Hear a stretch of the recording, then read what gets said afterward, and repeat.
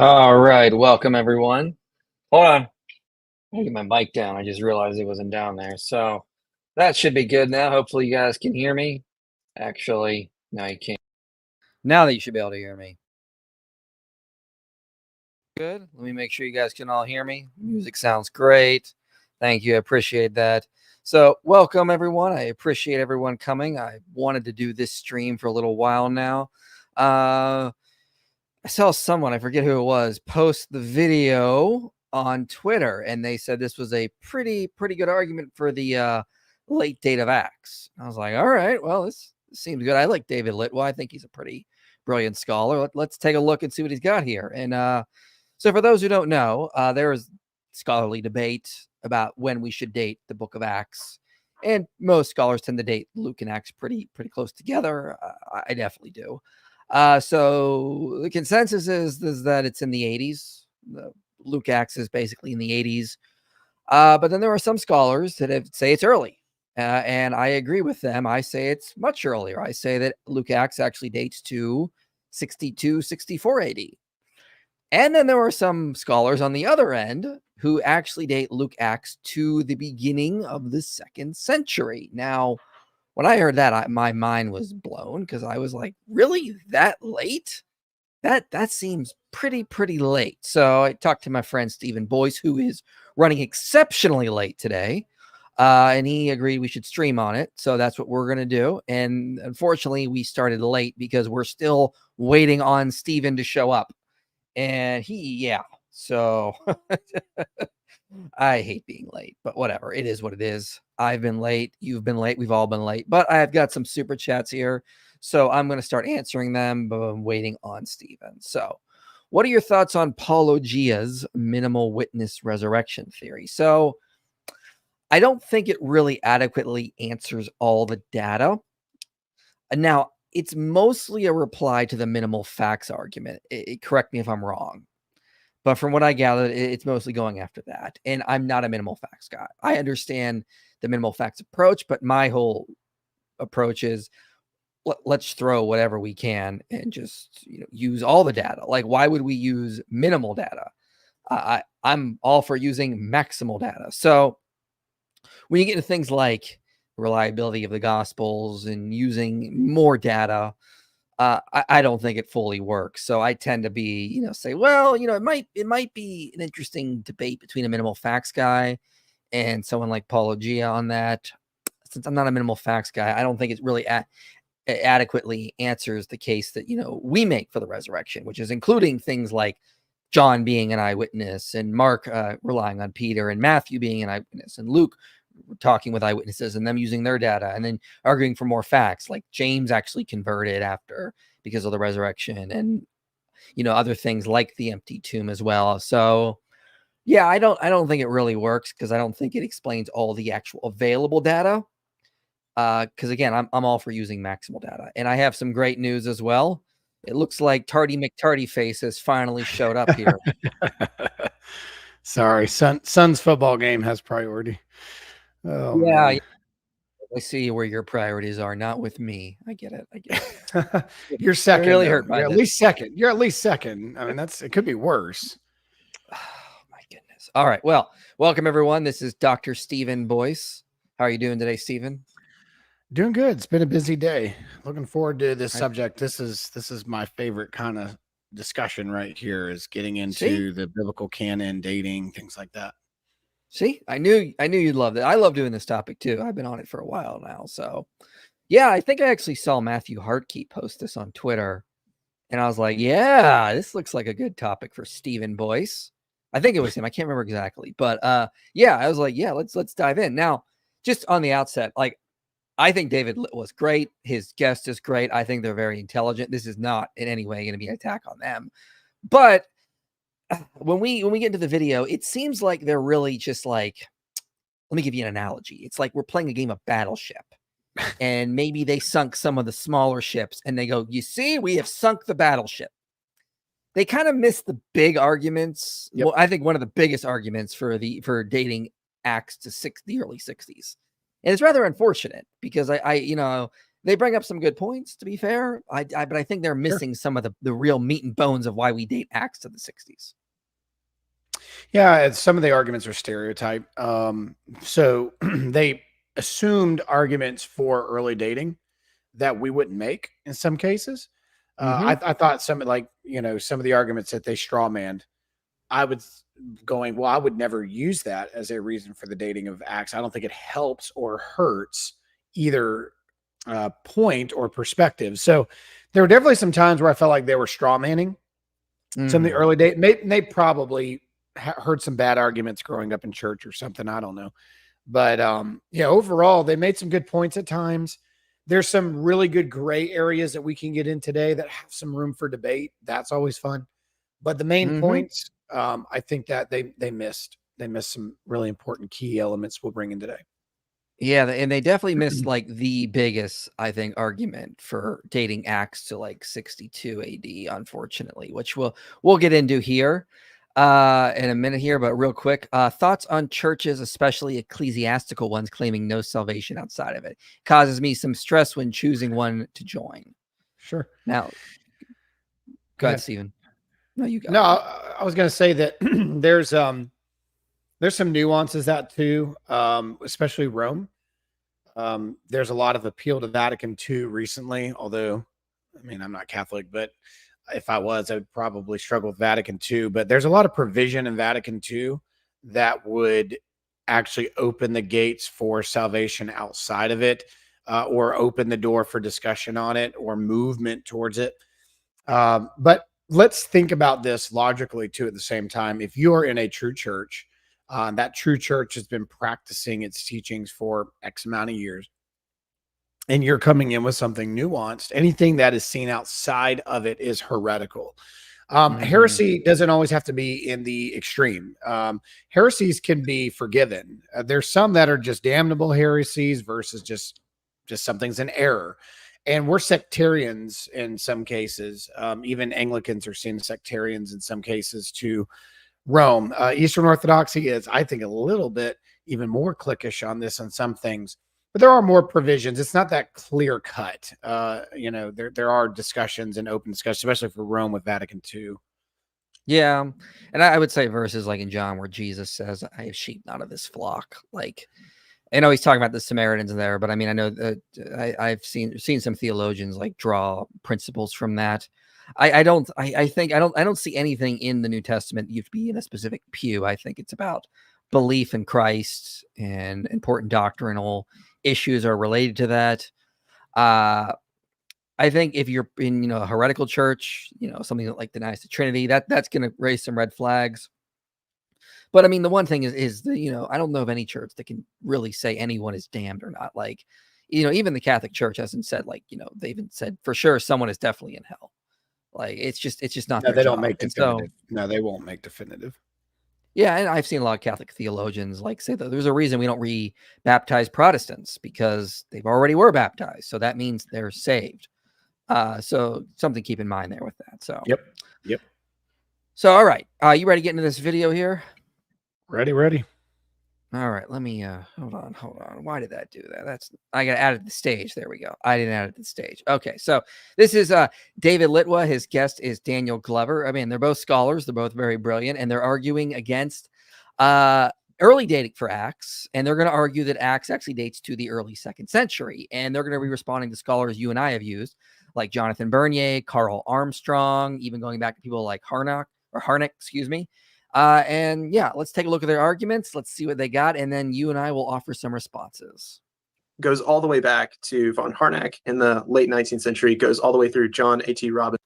So maybe let's set the stage here a little bit here. So they're going to be responding to specifically arguments like from Harnack, Armstrong, Bernier, who are arguing for an early date of Acts to the 60s. And so this is going to be their attempt to respond to that. That goes all the way back to von Harnack in the late 19th century, goes all the way through John A.T. Robinson in the mid 20th century to today.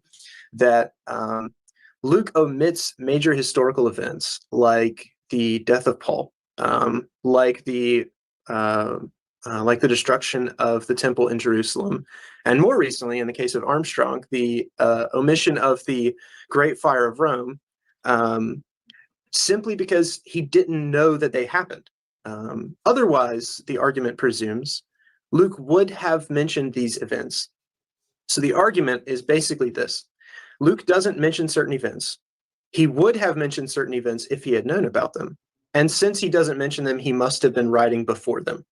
And I find this sort of argument really problematic when you look at what events he's omitting in the narrative, and in fact, whether he betrays any sort of knowledge of these events.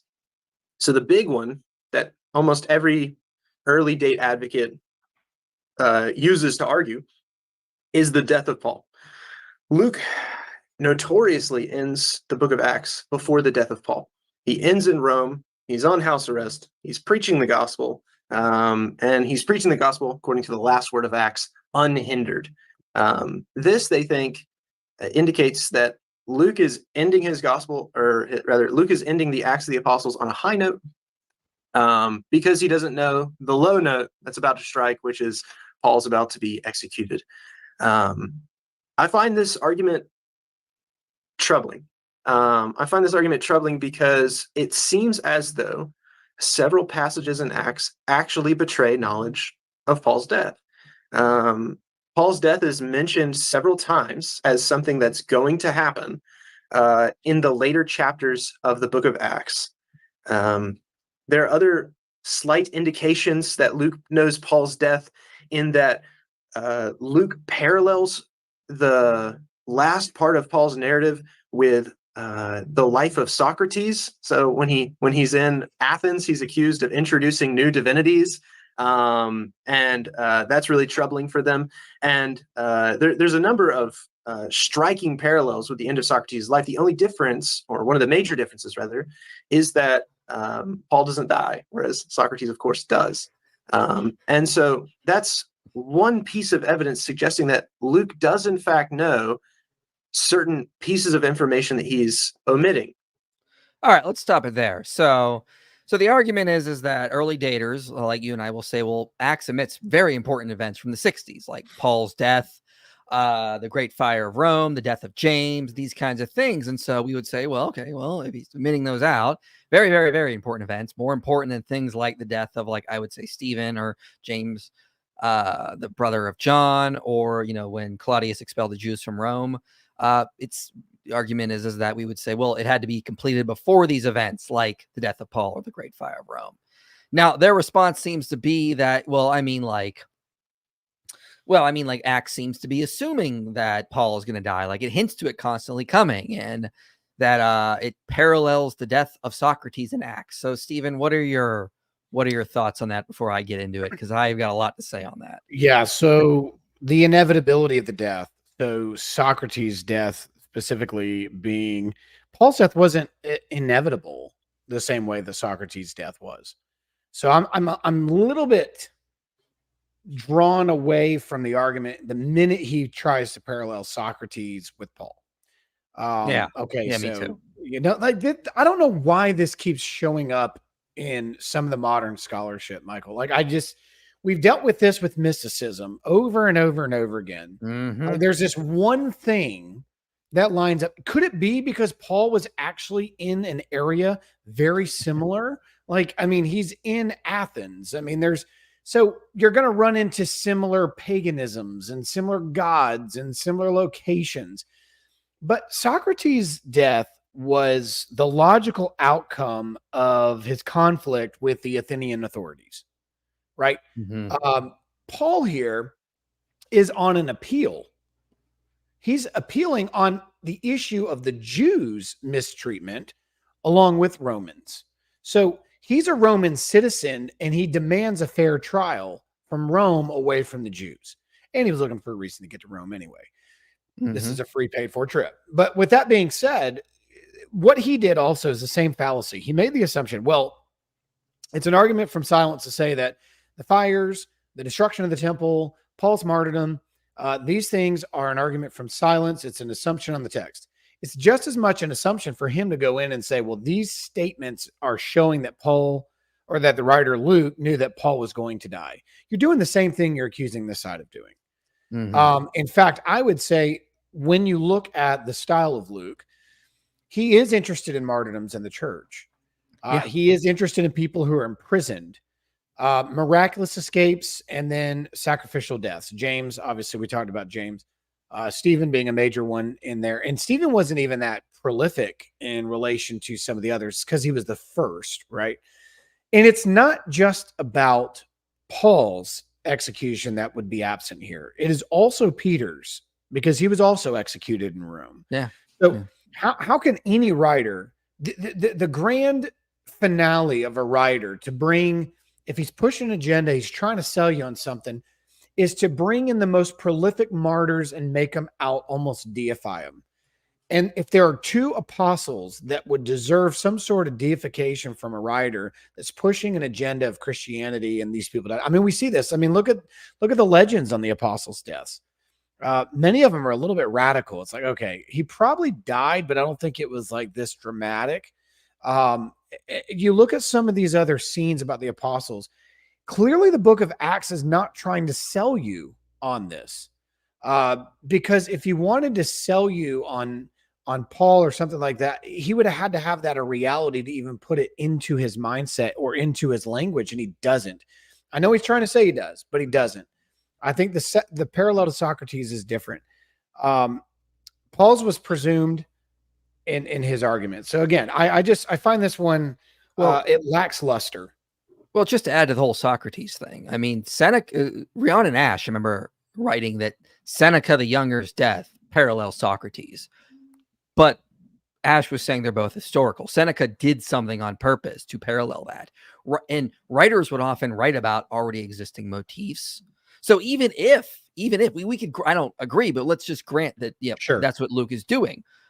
That doesn't mean anything that he's saying is not historical, because that's often the way writers would write. They would parallel already existing motifs. But the problem, I think, with Glover's argument here is that it's like, again, it's like that battleship analogy. He's not sinking the battleship. He may have sunk some of the smaller ships, but he's missing the battleship. The biggest argument for early dating Acts is not that it lacks the death of Paul. It's that it lacks the trial of Paul. And so they're responding. They said in this stream, they were specifically responding to arguments from Bernier, Harnack, Armstrong. Well, I mean, like, one of their big arguments is that you have this big buildup in the last chapters of Acts. Paul is going to go and stand before Caesar. He's going to go to Rome and do this. And then he gets there and it doesn't happen. So if you actually go and you go all the way back to Harnack, Harnack's argument was, the more clearly we see that the trial of St. Paul and above all his appeal to Caesar is the chief subject of the last quarter of Acts, the more hopeless does it appear that we can explain why the narrative breaks off as it does. Otherwise, than by assuming that the trial had actually not yet reached its close. It is no use to struggle against this conclusion. If St. Luke in the year 80, 90, or 100 wrote thus, he was not simply a blundering, but an absolute incomprehensible historian. Okay. Jonathan Bernier says, Harnack's argument is not from silence. Rather, it is an argument from presence. Indeed, the presence of an extended 8 chapters discussing Paul's legal challenge and in an ending that leaves the said challenges unresolved. And Harnack makes a strong case. It is frankly difficult to either disagree with or improve his argument. Either Acts was completed circa 62, when the Acts narrative ends with Paul in Rome, or Luke's aim in these last chapters remains opaque. So it's not that it leaves out the death. It leaves out this big trial they've been building up to. So it's more than just an argument from silence. It's an argument from actual presence in Acts. Right. You're building up to this trial. Even an angel shows up and says, you get to stand before Caesar. You get to bring the gospel to the big man on top, the chief. You're going to take it to him. A.T. Robinson said the same thing. It's about the trial. It's about the trial. We're building up to this big trial. You can go look, Alexander Mittelstadt.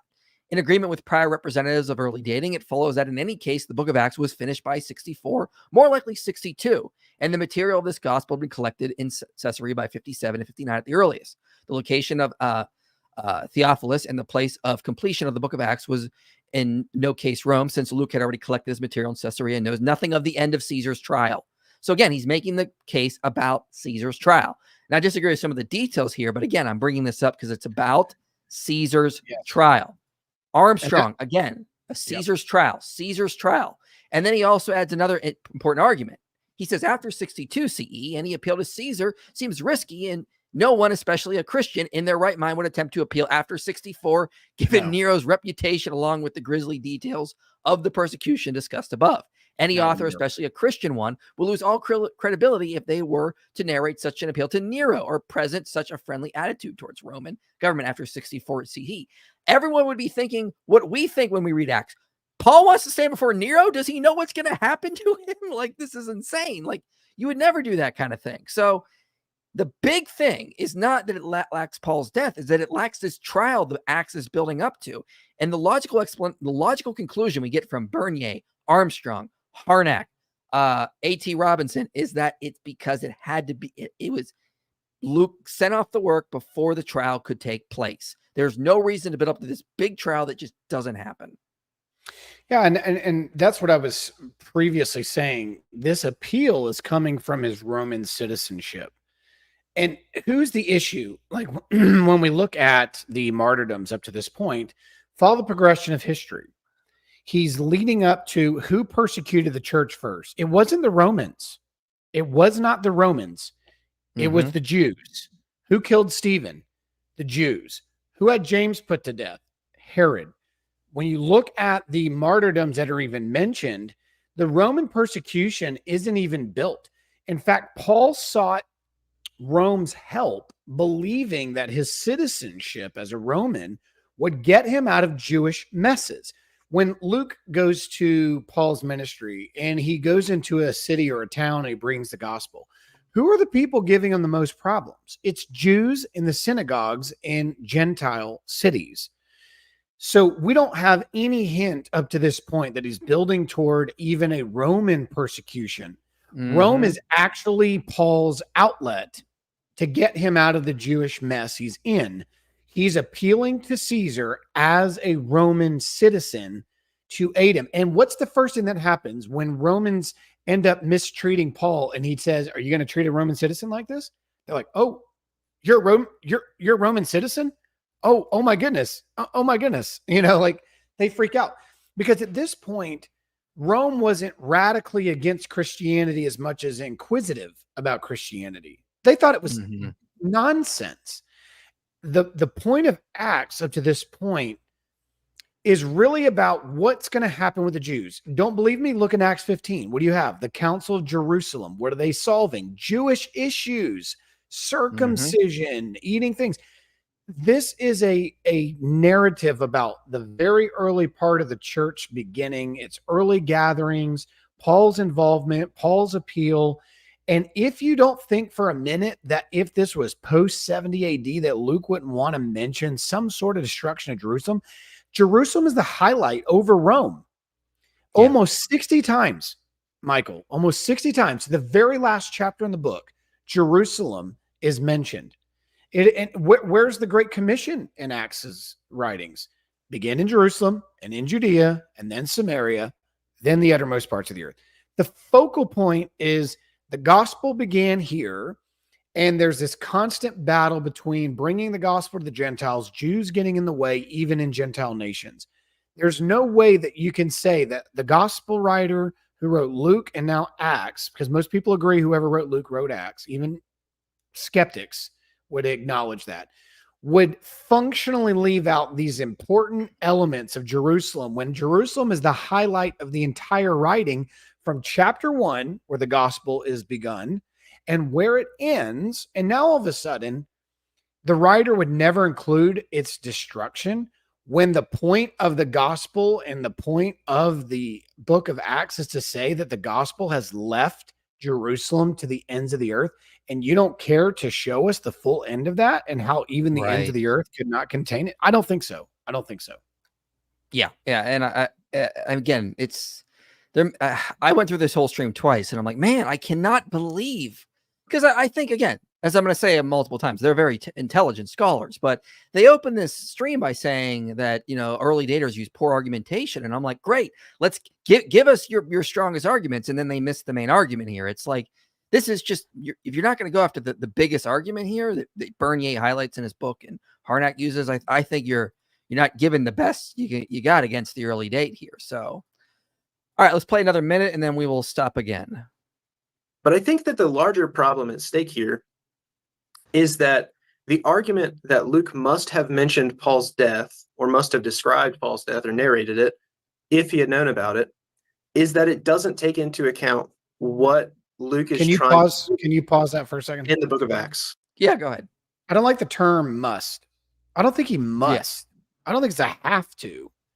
I know he said that about 3 times. It's not a must. It's why wouldn't he? Right.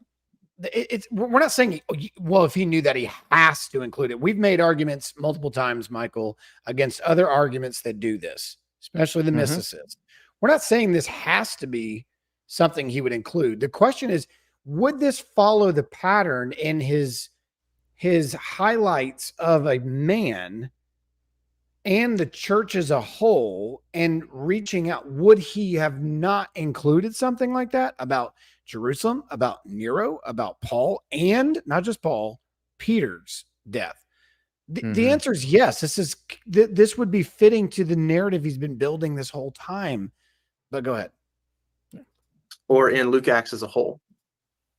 And so what I want to do is ask whether it's actually the case that it would suit Luke's purposes to mention Paul dying at the conclusion of his narrative. The entirety of the book of Acts has been a sort of narrative fulfillment of the prophecy that you're going to take the gospel to Judea, Samaria, and the ends of the earth. Take it all the way to the center of the Roman Empire. And that's precisely what the narrative of Acts does. It takes the gospel all the way to the center of the world, from which we can presume you'll reach the edges of the world.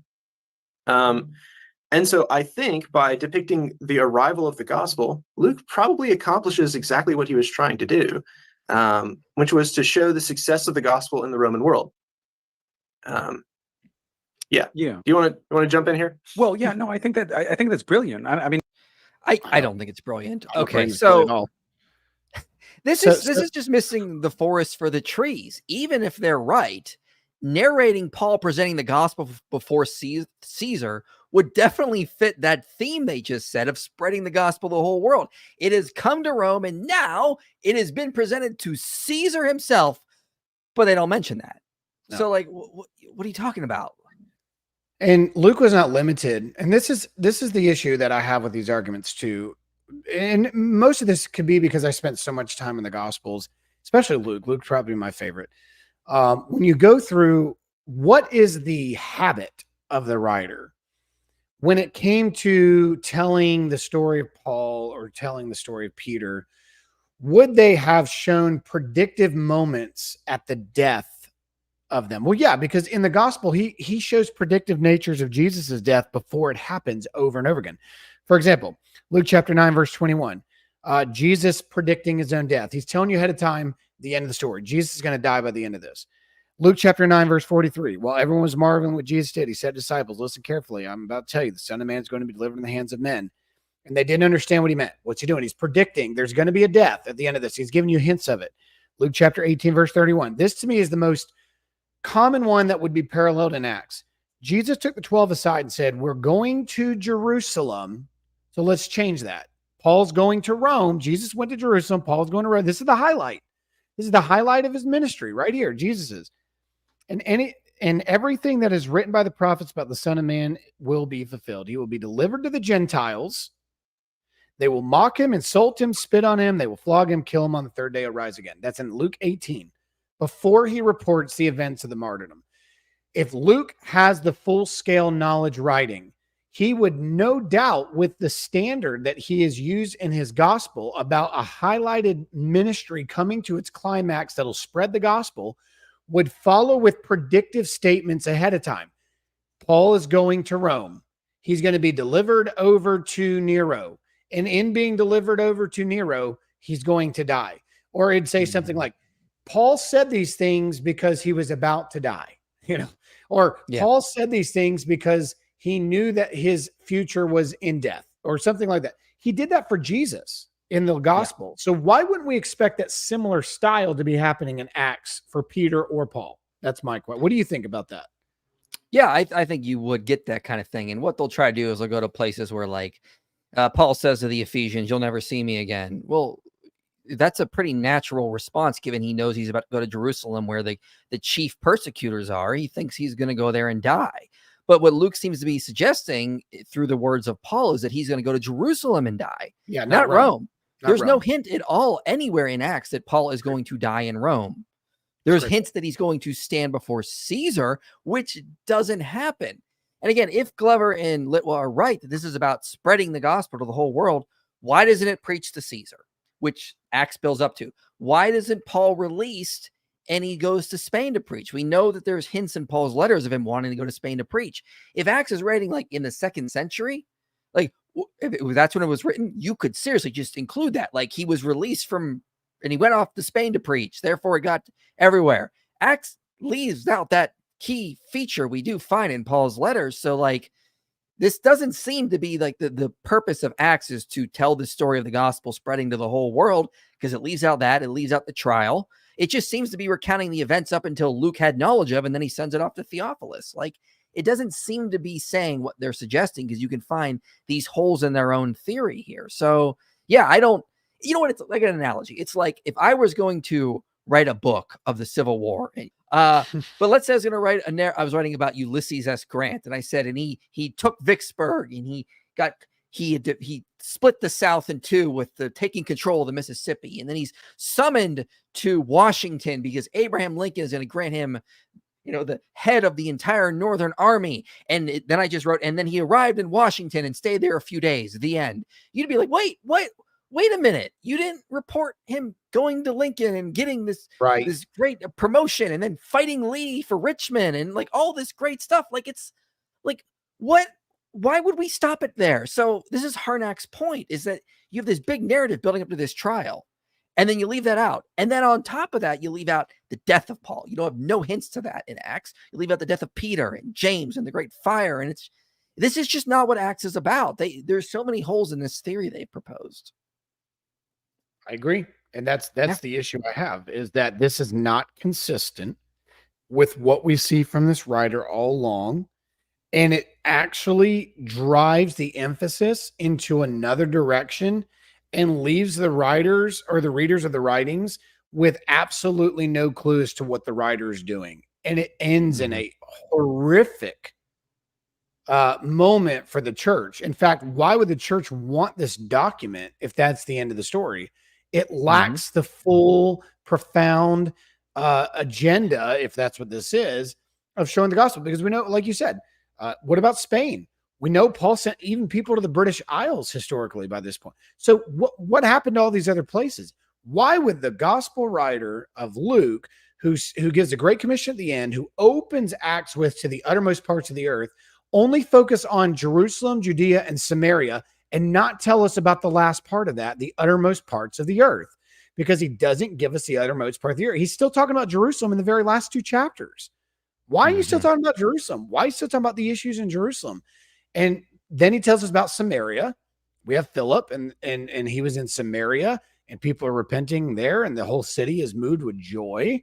And then we see areas and regions of Judea. Of course, it wasn't positive. In some cases, people were killed. But in the end, he doesn't give us the uttermost parts of the earth. like the epistles even kind of demonstrate to us in some places. So to me, it fails to meet the criteria the writer has set out at the very beginning of the writing, and it's not consistent with how he introduces deaths, which we see in the Gospel of Luke about Jesus. Don't worry, IP. I know exactly what's coming. No, you don't, Nathan. We've been planning something for months, and man, it's gonna make people angry. All right, let's get back into the video here. Let's play the next section. I have time marked. I think even as Armstrong put it, he quotes John Chrysostom, who is like, why did Luke end it here on this note of climax, on this positive note of climax? Well, it's because that, that most excited the reader, that most got the reader's attention. And if he told you everything, that would leave the reader dull and jaded. And this is Chrysostom, just making a pure literary analysis, But I think what these... So I don't think they're getting John Chrysostom accurate here. I do have a slide from Armstrong's book. And I don't think that's exactly what he's saying. So if you see here on the screen, it appears that when John Chrysostom was left wondering why the book ended as it did, but with the impression that Luke was not aware of any events beyond Acts 28:31. At any rate, by the end of the 4th century CE, it is clear that the ancient interpreters did not have any concrete information on the end of Acts beyond the simple explanation that Luke wrote about the events that he had knowledge of. So John Chrysostom never says that Luke ended on a high note. He just says that, Luke ended on a high note. He just says that Luke ended at a place because he wanted to leave the readers, to study more, which, it's kind of interesting. I think this point works against them because even 4th century writers, like John Chrysostom, are puzzled by this ending and they have to offer an apologetic for it. It doesn't actually fit. Like you would go, well, maybe Luke should have continued more. It doesn't make sense. So citing John Chrysostom, I think actually works against them because it's showing that, even early writers were confused by this ending. Why would it end here given all the big highlights just come right after this? Yeah, this is the words of Chrysostom in his commentary of chapter 24, verse 17. Do you mark how he did not foresee everything? That sacred and divine head, the man higher than the heavens, that had a soul able to grasp all at once the holder of the first place, being Paul, ? And so he's saying, do you not see how Paul was not able to foresee the events that were coming? This is, by the way, the very last, and I felt bad because you and I were like texting back and forth about this. And I'm sending you like these long quotes from Chrysostom. Like, I don't see it. Sent you another one. Michael, I'm not seeing it. Since your last one's like, okay, I've covered the whole entire 24, his whole homily of chapter 24. What are they talking about? He doesn't say anything of that sort. In fact, he's saying the absolute opposite. He says, Rome received him bound, coming up from the sea, saved from shipwreck, and was saved from the shipwreck of error. And then he talks about how Paul basically was valiant and survival, how he survived all these problems, and he finally gets to where he's at. But he says that Paul didn't even foresee everything that was coming. Like, he had no way of predicting this. And it's almost like the writer is trying to figure out, Chrysostom's trying to figure out why the writer is leaving us without answers. He's almost frustrated. I don't see a high note. I see a frustrated note. Like, what's going to happen here with Paul? Why isn't he telling us more? It's almost a call for more information, which is what you just said. They're trying to create apologetic to why end here. I don't see the high note that they say Chrysostom's giving it. Well, there is no high note. I mean, like there's not. It doesn't. Acts doesn't end on a high note because he doesn't even get to bring the gospel to Rome. He notes there are already Christians there, so he just shows up. Like it's a moot point, or it's like a neutral point if anything. He just gets there. The end. Okay. And he's what under about house the trial? arrest. And he's under house arrest. He doesn't even get released. Like, this is hardly a high note. He's still under house arrest, and his trial hasn't happened. He's not been released. He doesn't go to Spain. I mean, what? But again, follow the pattern of Luke. The Jews are Paul's greatest thorn in the flesh. They are the greatest thorn in the flesh to the church up to this point. Jerusalem, its leaders. Paul was one of those people from Jerusalem being a thorn in the flesh up to his conversion. So now you have Paul. What does he have? He has the freedom under confinement. It's a house arrest, a freedom to actually speak with people who can come in and out without resistance that he was getting where? In Jerusalem. Where else? Synagogues in Gentile cities. This is the first location Paul gets to go where he is not being pushed back against theologically by Jews, whether it's in Jerusalem, whether it's over in other Gentile cities that have synagogues of Jews. He is finally at a place where he's not being pushed back by his own people. The end. It's like, that's not a highlight. That's okay, so he got away from the Jews long enough. So what did Caesar conclude? What happened to the appeal? He appealed to Caesar. What did he get? House arrest? That's it. That's all we have. And that's what Chrysostom is focusing on. Yep. It's a pretty odd ending. All right. One more section on this, and then we'll move on ahead. That the way that Luke portrays Christianity is as a sect of Judaism. And he uses this word several times in the book of Acts, hieresis. So it's the same word used for the Pharisees, same word used for the Sadducees. That's how Luke views the way, or Christianity, or whatever it is, as a thing within Judaism. In the way that I put it, it's like the proper outgrowth of Judaism. It's where Judaism was always supposed to go. And the Great Fire poses something of a difficulty for Luke in this way.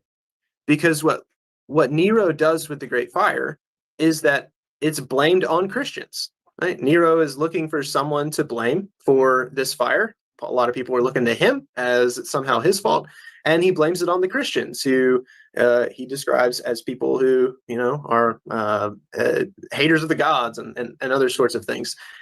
And so the difficulty here is that it singles out Christianity as a thing distinct from a larger thing called Judaism. And so if Luke is trying to say, no, Christianity is that thing that Judaism should be, mentioning the Great Fire as a thing that separates the two, especially if it's written in a period in which people are starting to separate the two, either, someone like Marcion or someone like Justin sort of in the air, then it would be totally against his purposes to mention a sort of event like this, something that distinguishes Christianity from Judaism in some sort of substantive way. And so I think that's a pretty strong motivating factor for Luke, that he wants to tie the two together so closely. So this event would rend the two apart. All right. So his argument is that Luke didn't want to mention the Great Fire because it would have tore Christianity apart from Judaism. So a late author left it out on purpose. And I feel like this is, again, it's missing the main argument, as we've already hit on multiple times, about the trial not being there. But this really feels like it's turning making a mountain out of a molehill. Like Luke could have just rejected the Roman distinction because he wasn't bound to interpret Christianity the way the Romans were, as something distinct from Judaism. He didn't have to take that. He could have just easily, done something similar when he was narrating the Jews being kicked out of Rome. And this is a church document. This isn't a Roman edict. This is a church document. Acts is used for Christians, written by Christians, used for Christians. They can interpret this stuff however they want. They could even offer an apologetic against this idea that this Great Fire shows a split between the Jews and the Christians. So I think Glover is kind of making a mountain out of a molehill. It'd been very easy for them to just add their own spin on it, to say, well, no, the Great Fire didn't show such a thing. All the Jews were being persecuted, yada, yada. You could make some sort of claim like that. So I don't really see this as a powerful argument. I don't see it really as a good argument like he's presenting it. Like there's no reason Luke had to leave out the Great Fire because it would have caused some problem between Jews and Christians or caused people to think they're different. I would actually say that there's nothing with the sectarian or the heresis that is for Christianity out of Judaism. He uses that in a couple places by the Jewish sects and also Roman sects. He does it for Acts 24, Acts 28. I was just looking at it. Like, for example, in Acts 24, Paul's opponents call Christianity the sect of the Nazarenes, whereas in Acts 28, 22, Romans refer to Christians as the sect of that is spoken against. It's not Luke saying that. It's the opponents that are saying that. But Luke is actually constantly rivaling Judaism with Christianity. He blames Yeah. the Jews for the persecution of the church. He blames the different sects within Judaism, Pharisees and Sadducees. We have a whole example where Paul's sitting in trial between them. And what does he do? Why am I in trial for believing the resurrection? Don't we all believe in the resurrection? And then all of a sudden, the Sadducees, whoa, we don't over here. Yeah, the Sadducees raise their hand in the back, and he turns them against each other, and he hightails it out and gets escaped. So all we see from Luke is actually the opposite, that Judaism is constantly the thorn in the flesh to Paul, the thorn in the flesh to the church of Jerusalem, the thorn in the flesh to those who are on or in the way. Now, for example, I mentioned it a minute ago, I'm mentioning it again. What does the entirety of Acts 15 tell us about? What is the main debate in Acts 15 of the Council of Jerusalem? It's circumcision. Who created that? People who were saved out of Judaism, who still believe that these things should be applied. That's why the council was called. There's this constant work against each other where Christianity and Judaism cannot coexist together. Nowhere in Acts does Luke call Christianity a heresis of or sect of Judaism. Nowhere Right. does he say that. Only the opponents, Roman authorities, call it like, well, you guys are a sect of the Nazarenes, or you guys are spoken against, like you're a part of the. That was the opponents who were saying that, not the author. Yeah. So we're going to skip ahead, folks, because I think we've sort of hit that pretty hard. This is, I think, again, it's unfortunate. I think I would really have loved to have heard them talk about the trial issue. And unfortunately, this supposedly takedown of the early date for Acts is just missing one of the key arguments and any responses to it. So I was rather disappointed with that. But they move on at this point. They bring up some arguments you and I wouldn't use, and then they move ahead to why didn't Luke mention that Paul wrote letters, and that some people use this for like early dating Acts. I don't really use that because I date. I tend to think a lot of the Luke Acts is sort of being written while Paul is still alive, and he's already written some letters, and these are still some more letters to come. So it's not an argument I would use, but there is something interesting in this section I thought we could talk about here. So let's play this section. Standing puzzle of Acts, right, is why this guy that we know almost exclusively for writing letters, he never mentions that he writes any letters. It's so strange. And many who advocate for an early date will say, well, he didn't know his letters, and therefore the author is writing really early. It is interesting to me, though. I guess these arguments aren't necessarily the same, but often those who advocate for an early date will advocate for the identification of Luke with the Luke mentioned in Paul's letters, or the identification of Luke as a traveling companion of Paul. And in both of those cases, one would suspect that the person would know that Luke was a letter writer. And so the fact that he doesn't mention it doesn't prove an early date, just makes the question mark somewhat even larger. For one reason, because Luke is mentioned within Paul's letters as someone who's with him. And so if this Luke is the same Luke as the one mentioned in the letters, you're just kind of kicking the can down the road in terms of answering the question. You're not really saying anything by saying, oh, well, it's early, so therefore he doesn't know the letters. If he's mentioned in one of the letters, surely he knows that Paul writes letters. All right. So, I wouldn't really use this as an argument for the early date. I don't. But, it still is a conundrum. Why didn't he mention that Paul wrote letters? And I think the obvious response to me is because that's not what Paul was famous for yet. He was famous for being an evangelist in his day. It's like someone not mentioning during the Civil War that Ulysses S. Grant kept a diary of the Civil War. That's not what he was famous for during the Civil War. He was famous for winning the Civil War and winning all these great battles. His diary became famous after the Civil War, not during. Same with Paul's letters. I think more people thought of Paul as this great evangelist, this great miracle worker, this great healer. And then after he died, people wanted to know more about Paul. So his letters became famous. But what are your thoughts, Stephen? Well, again, there's this aspect too. Why, if this is a later date, why wouldn't they mention the letters either?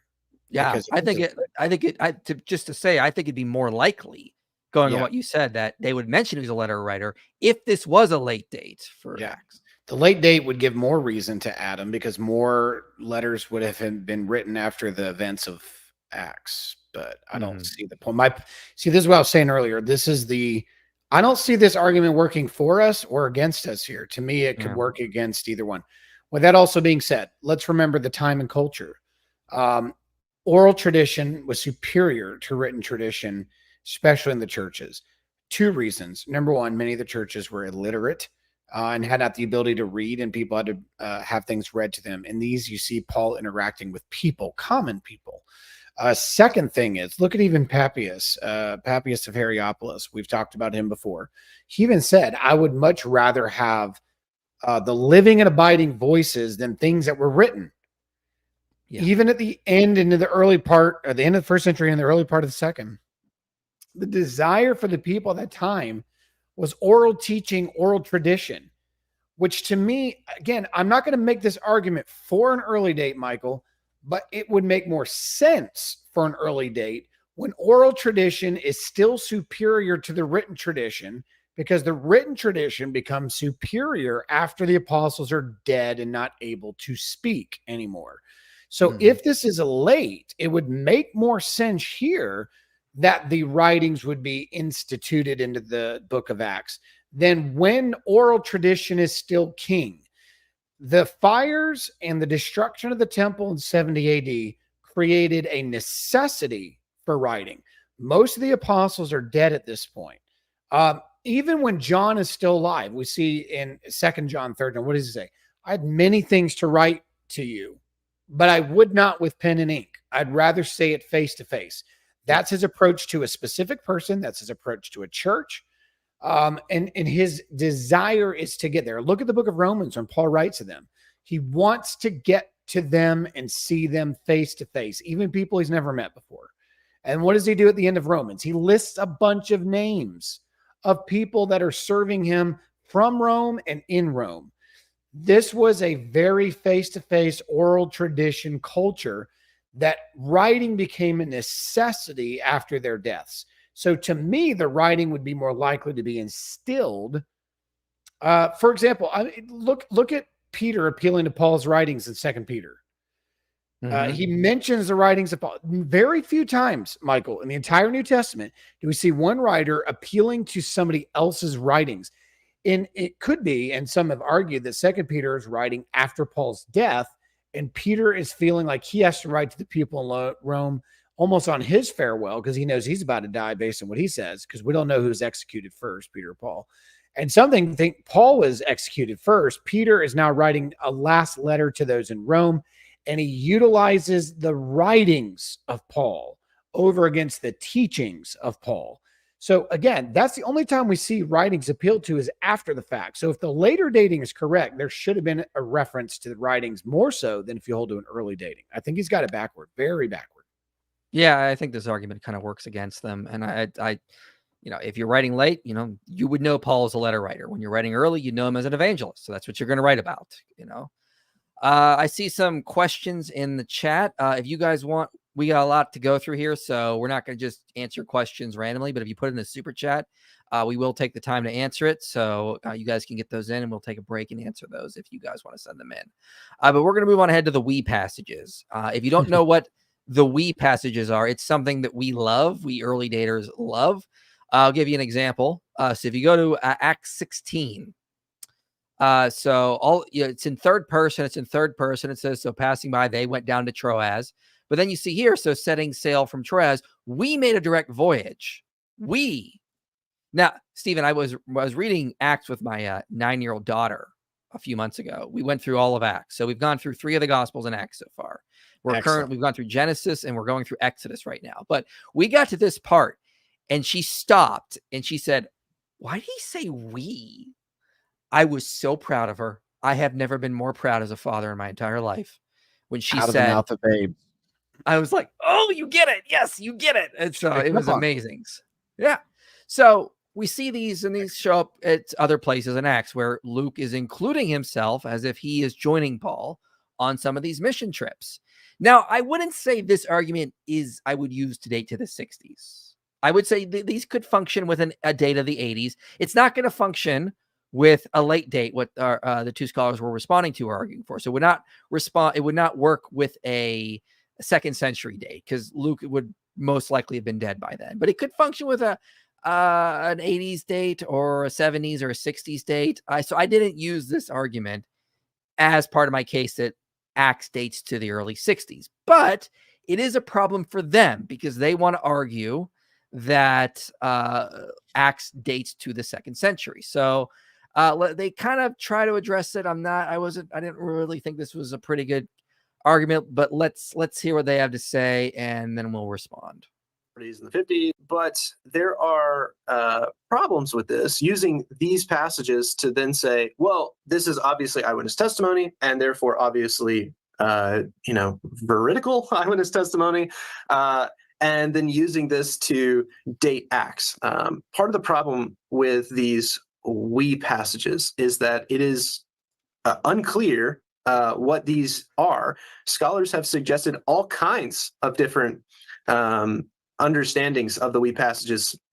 Vernon Robbins over at Emory argued many years ago that this is an imitation of fictional literature or epic literature, that this is a thing that when you're on a seafaring voyage, you just use first-person narration. And I don't know that I find that argument totally persuasive, but it is enough for me to pause and say, well, maybe these aren't first-person eyewitness testimony. Other people have thought this is source material. Of course, that might be problematic if it's a travel diary, because after all, they do get shipwrecked at one of the points, and I don't know what we're supposed to imagine holding the diary above their head while swimming to shore, or what we're supposed to imagine there. But nonetheless, that's something that individuals have advocated. Is it what Bart Ehrman calls forgery, right? Is it someone pretending to be an eyewitness, but in fact not being an eyewitness? The very fact that so many scholars have come to these passages and seen different characteristics and seen different genres at work should cause us, I think, to slow down a bit and ask, if we can't quite agree on what these are, do we need to let these allow us to date Acts, or should we try to date Acts to the best of our ability and then return and say, okay, our dating of Acts is either confirmed that these are possible or denied that these are possible? So if we date Acts any later than in the 90s, it becomes increasingly difficult with every year that Luke was whoever wrote Luke and Acts was a traveling companion with Paul, that these we sections indicate his personal participation in those events. And so the later we date Acts, the more likely that interpretive move is foreclosed. And so all right. So when I heard that, and unless I'm missing something, it really just felt like they're just dismissing the we passages. And it seems like they're just sort of saying, well, if Acts is late, then the we passages are not eyewitnesses, and we know they can't be because they're late. I was like, that's not really a good argument. So what are your thoughts on this? I think dismissive is an understatement. Yeah. I'm not even sure where he was going with the point. The we passages are, and he said, well, there's a lot of ideas. Well, then let's take a look at some of these ideas. The main thing on the we passages is the timing.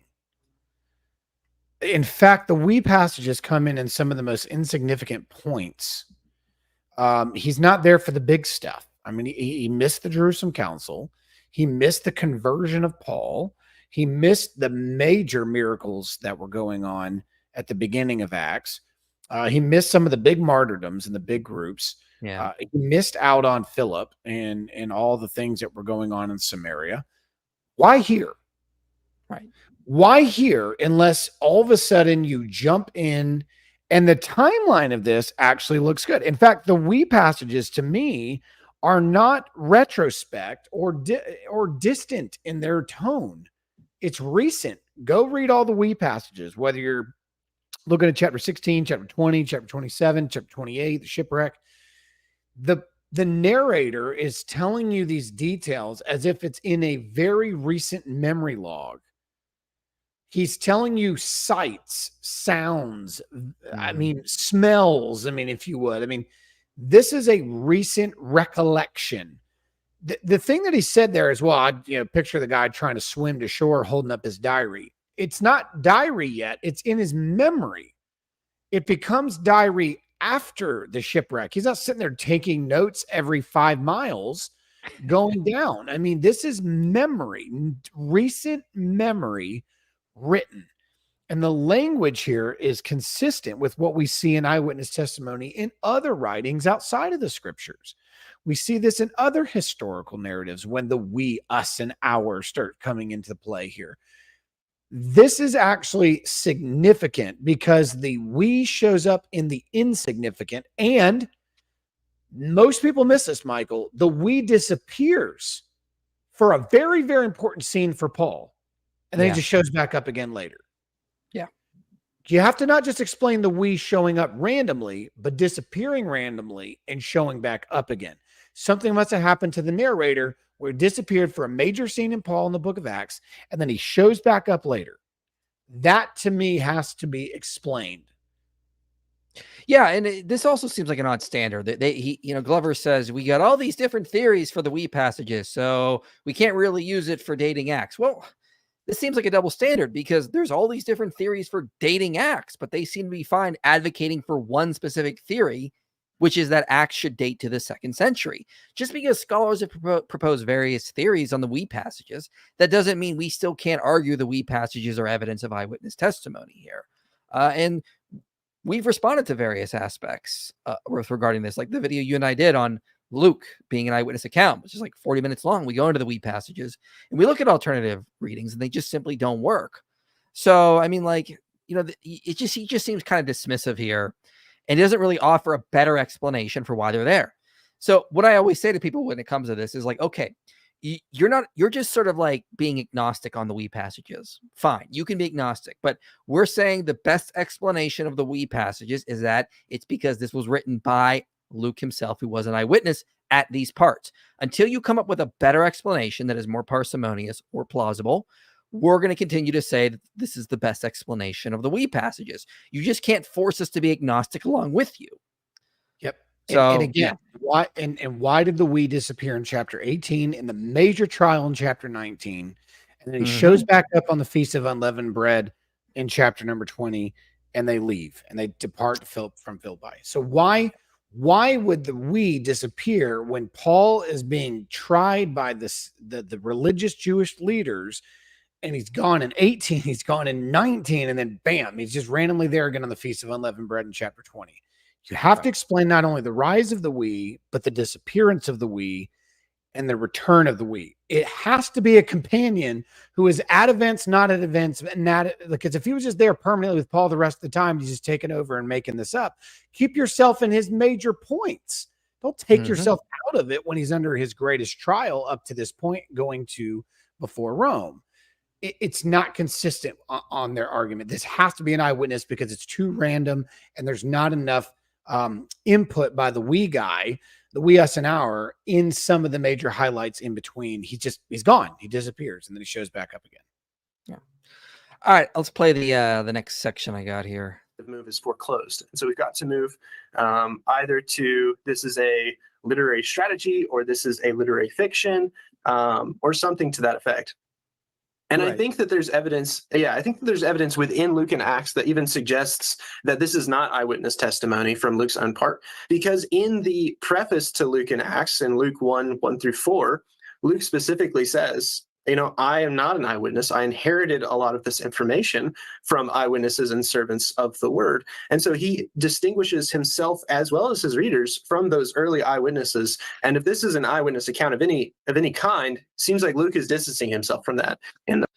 Okay, so I think this argument is really, really missing the point. And because he's talking about the preface to Luke's gospel, not the preface to Acts. And in the preface to Luke, he says that he got all his information from eyewitnesses. He doesn't repeat this when he's talking about Acts, which is a history of the early church. It's different from the gospel that he wrote, which is a biography of Jesus. This is a history of the early church. And here he doesn't mention that. So you can see the distinction here. So yeah, he's going to admit he's not an eyewitness for the gospel about Jesus, but he's not going to do that when it comes to Acts. So I don't think this argument he made works. No, and if you actually follow this, Luke shows you through the book of Acts where he got his information for his stories. We know he ran into Peter, if you follow his trail. And also, think about this. Where did, in chapter 21 of Acts, Luke, we guy, and Paul stay when they came to Caesarea? Whose house did they stay with? And he had 4 daughters who prophesied. It was Philip. Oh, wait. Mhm.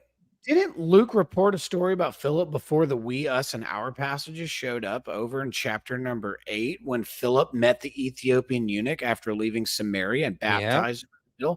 Where did he get that story? Oh, he stayed at his house later because the we guy in chapter 21 meets Philip. That's where he got the information. See, the consistency here, Michael, this is the issue I have with this. The writer gives us every reason to believe that the stories he's telling that he's not there, he tells us he runs into these people later. You see him in the we sections with Paul going back into the areas of Antioch, going back to the areas where the disciples are. He stays the night in Caesarea with Philip and his 4 daughters. That's where he gets the information about the Ethiopian eunuch. He's telling you when he's not there eyewitnessing, whose story he's telling for them. Why? Because think about this. Why is he telling us a story about Philip and the Ethiopian eunuch? It is completely random. It's not even necessary to the narrative unless he met the man, got the story from the man personally and thought, man, this is really important. I need to add this in here. And he finds reason to put it in there because he stayed at the man's house later in chapter 21. So it makes sense that he would tell Philip's story because he didn't tell anybody else's story that was there. There's other people that were in Jerusalem, other apostles that were in Jerusalem, but he doesn't tell their stories. But it just so happens the stories he tells, he runs into these people later on with Paul. Yeah. And just to add to this, so these are some slides from the video we did on Luke and being an eyewitness account. So not only do the we passages exist in there, they also have some of the most like vibrant in terms of details, like compared to other sections. So he gets like accurate sailing times compared to distance to ports, directions of sailing, relevant meteorological facts. He gets the correct naming of villages, and irrelevant to the narrative, but confirmed in early document sources. He gets nautical jargon correctly. He gets the presence of superfluous details. And then also throughout Luke and Acts, he's got what Luke Vandewey talks about, which is onomastic congruence. So the distribution of names throughout his gospel and Acts matches the distribution of names more so than Josephus does.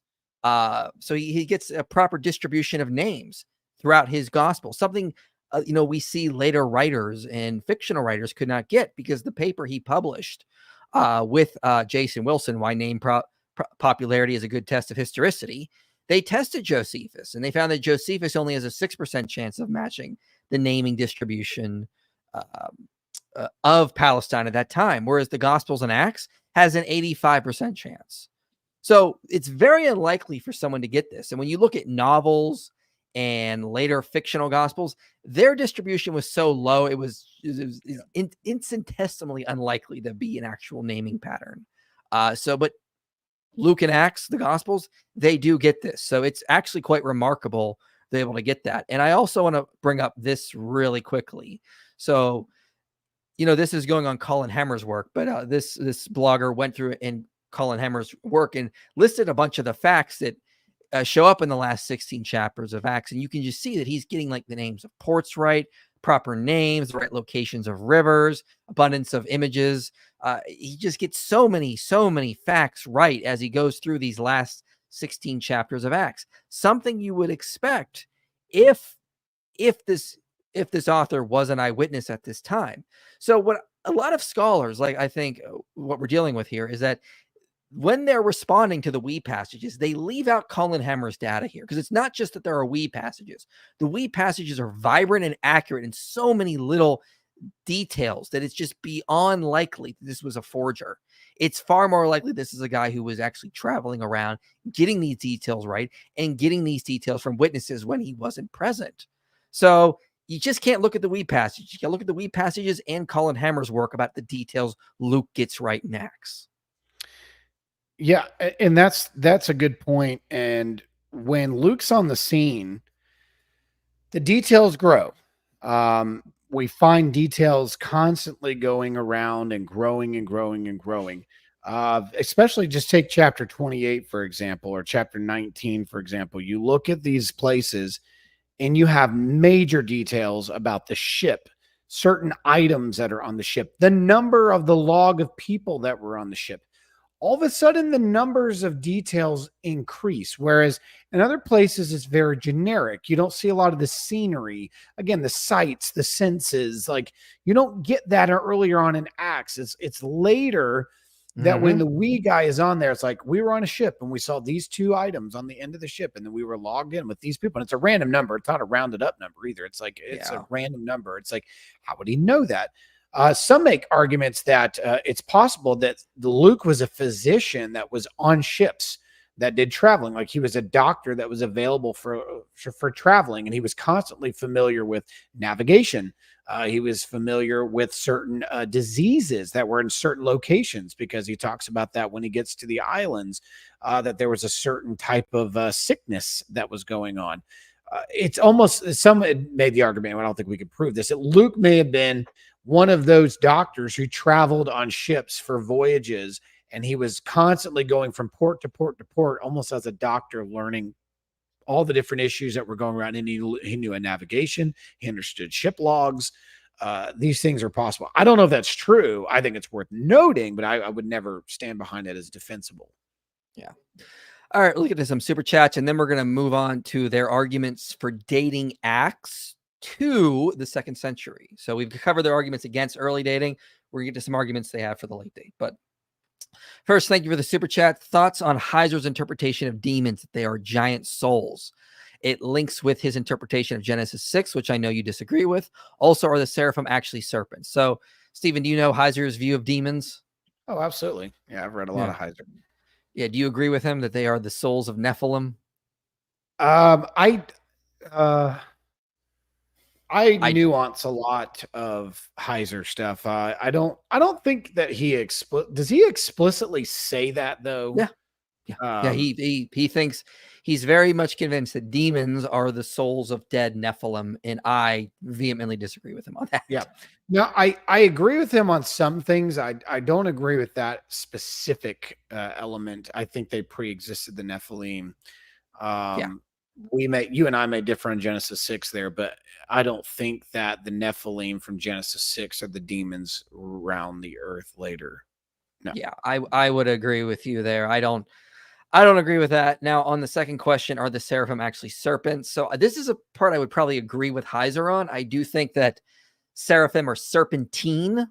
And they're I think Trigve Manager even mentioned this. That it seems to be a pretty good consensus that the seraphim motif is serpentine, and when you see seraphim in the Bible, they're meant to be understood as serpentine. I know Ben Stanhope has written on this, and he's done a lot of work showing that, this seems to be what a lot of the ancient seals we find in Israel show. They show like winged serpents on these little seals we find, and they're seraphim. So I would agree with him there. I do think, and I think that has implications for what we see in Genesis 3 as well.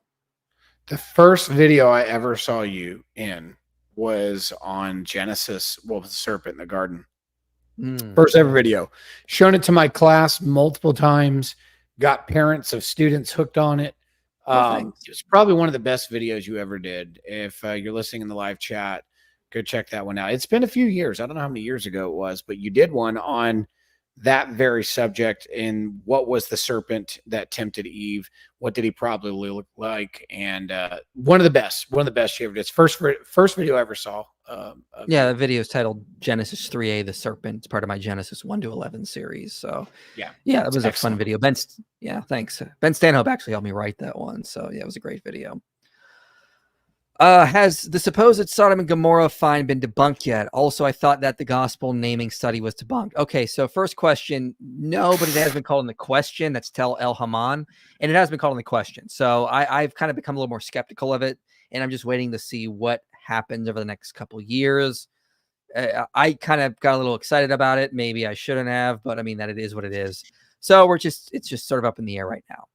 On the gospel naming study being debunked, no, the exact opposite was true. So Bauckham published in Jesus and the Eyewitnesses the naming issue, and then Camille Greger, and I forget his study author's, the co-author's name, Blaze. I know his last name was Blaze. They published and they attacked Bauckham. Well, the study I mentioned by Luke Vandewey and Jason Wilson came out just in June of this year. Yeah, And they responded to Greger and Blaze and said, no, you guys got all your statistics wrong. You made some mathematical issues. Yep. Yeah, a lot of issues. So in fact, Luke Vandewey contacted me back in January about this coming out. And he's like, hey, we want you to do a video as the study comes out to get excitement about it. So I knew about this study like really early on, and I was like, oh, I can't say anything yet. This is so bad.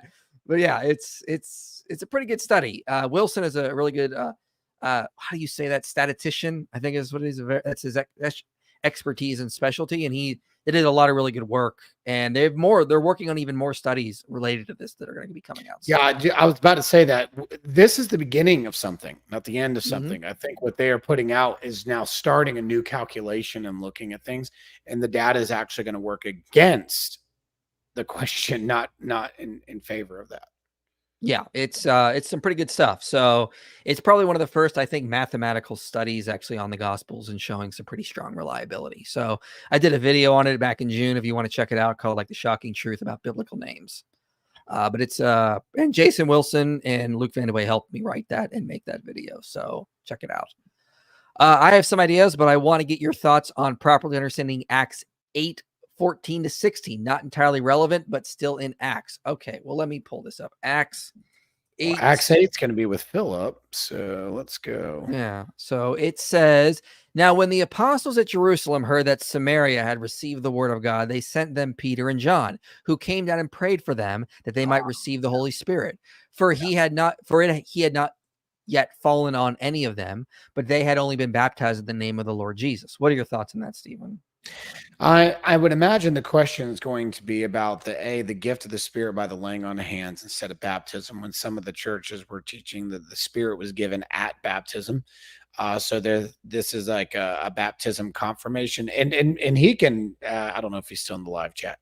If you're in the live chat, tell me if I'm wrong, if I'm guessing on your motive here. I don't want to do that.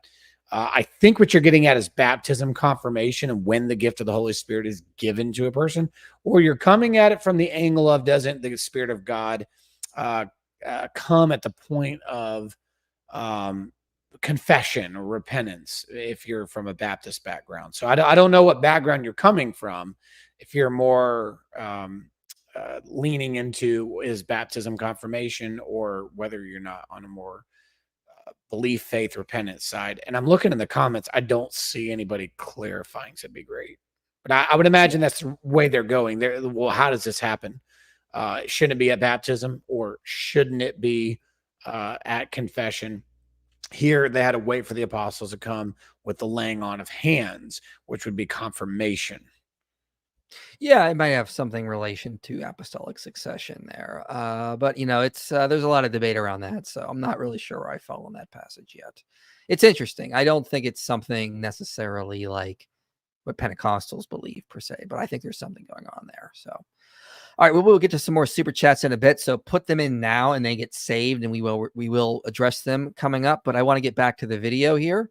I want to respond and look at some of their arguments for dating Acts late. They think it should date to the 2nd century. So let's take a look at some of their arguments here. Surprisingly, perhaps. I think that Luke knows Josephus. And for me, this went back to graduate school when I read Steve Mason. I read the book Josephus in the New Testament, and I was blown away by much of what he said. And the closer that I looked, And the farther back in the research that I went, all the way to, William Schmiedel back in the late 19th century, there's some really good cases to make for Lucan knowledge of Josephus that I think can't just be hand waved away. And one of the points that makes that hand waving difficult is something that Bernier actually says in the book methodologically. So he says that the principle of parsimony is one that can adjudicate less likely and more likely interpretations of historical, dependency and that kind of thing. So if your explanation requires 3 entities, and my explanation requires 5 entities, and they both explain the same event, then probably your explanation is to be preferred. And the difficulty with Josephus and Acts is that there are several places throughout Josephus and Acts that record the same events, the same individuals, the same phenomena, contextualize them in the same way, often using the same words. And Bernier and Armstrong and others who want to advocate for an early date, and even those who don't want to advocate for an early date, those who want to advocate for like the standard 85 to 90 date, often wave away by saying, okay, well, these are different in some key respects. Well, of course they're different. Matthew is different from Luke, is different from Mark, is different from John, but that doesn't necessarily mean that these gospels aren't literally related in some way. So we've got to move past this, okay, there are differences, therefore there can't be literary dependence. Because you're just... All right, so let's stop there. I think we kind of got the argument out. So his basic argument is that we see some similarities in Acts and Luke to what we see in Josephus. So they were gonna invoke the principle of parsimony, that it's more likely that we have just Luke using Josephus as a source rather than positing maybe an earlier source that they were both using, or they're both using oral tradition. So they're saying you're positing less sources here, so why not go with the idea that Luke used Josephus? But if you do, you got to date Luke late. You got to date it to like after Josephus was writing, which is like the early 90s. So what are your thoughts on that, Stephen? Do you think they got us? Yeah, of course. This is straight from Carrier's arguments too. We talk about similarities because they're historians. They're historians that have both the Jewish Empire, or the Jewish people, and the Roman Empire in the same perspective. And they're talking about a lot of the same kind of things, a lot of the same details, a lot of the same cities, a lot of the same people that are involved, like Herod and the dynasty of Herod. I mean, you get into this, even the sects of Judaism, Josephus, but their views of it are very different. For example, when you look at Josephus' view of the Pharisees, it's actually rather positive, being that he was one at one point, probably. Luke is very negative about the Pharisees. Even when you get into Herod's dynasty, Herod the Great is the highlight of Josephus, whereas in Luke, I mean, it's not. You start getting into even Roman authorities.